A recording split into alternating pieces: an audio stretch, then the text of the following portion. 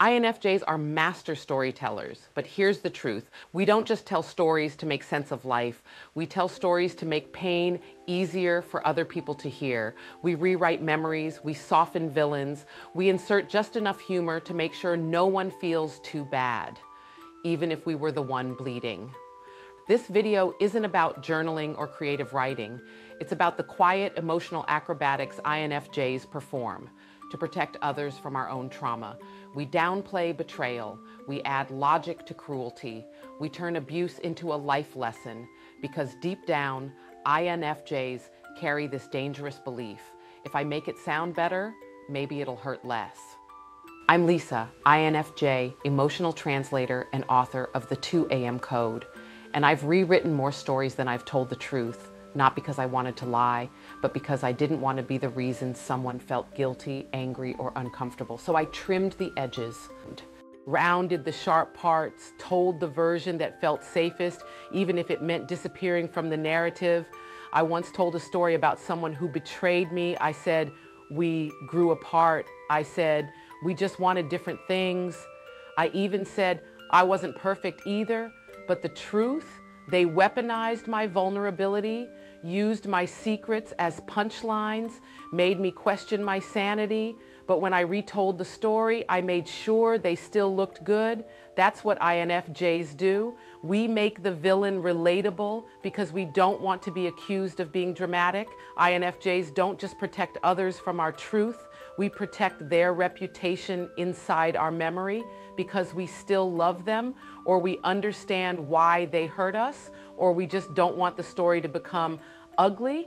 So we create beautiful versions of painful events. We turn manipulation into miscommunication, neglect into they were going through a lot. We romanticize our own erasure. And here's the quiet tragedy of it. The more we protect others in our storytelling, the more we disappear from our own life. Psychologists call this narrative reframing. It's the brain's way of making sense of pain without triggering overwhelm. But for INFJs, it becomes a habit. We do it for safety. We do it for peace. We do it to avoid confrontation, chaos, or guilt. And often, we were raised in environments where speaking the full truth wasn't safe. So we learned to tell stories that wouldn't make waves. But here's what that costs us: clarity, validation, self-worth. Because if you always dilute your truth, eventually even you start believing the diluted version. I remember rewriting the story of a toxic friendship so well that even I forgot how much it hurt. I told people she was just going through a rough time. She didn't mean to ghost me. She had a lot on her plate. But I left out the part where she ignored every cry for help, where she borrowed my loyalty and gave nothing in return, where I stayed up worrying about someone who never once asked if I was okay. And I did it because I thought if I made her look better, maybe I'd seem more evolved. But evolution without truth is just self-abandonment. And INFJs are Olympic-level self-abandoners if it means preserving someone else's peace. We do it in so many ways. Telling people our childhood wasn't that bad when it shaped all our wounds, saying we just drifted from people who betrayed our trust, smiling through stories of abuse and saying it taught me resilience, telling breakup stories where we shoulder all the blame because we don't want others to hate our ex. We don't lie, we just protect. Even if it means re-editing our truth like a PR campaign. But here's the turning point. When you rewrite the truth to protect everyone else, you rob yourself of the clarity you need to heal. You rob others of the accountability they need to grow.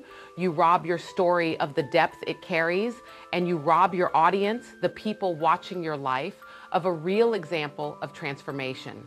Because we don't need more palatable stories. We need stories that say, here's what happened. It was ugly, but I survived anyway.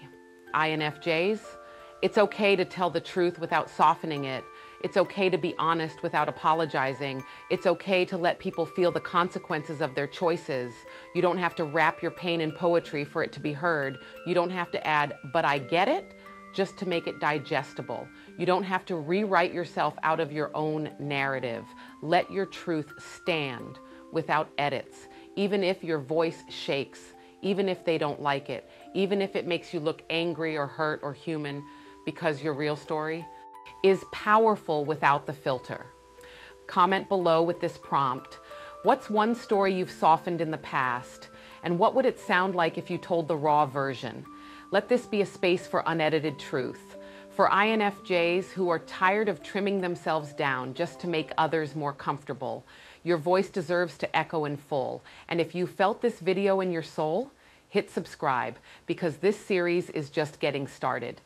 In the next video, we're talking about something INFJs rarely say out loud. INFJs and emotional weight.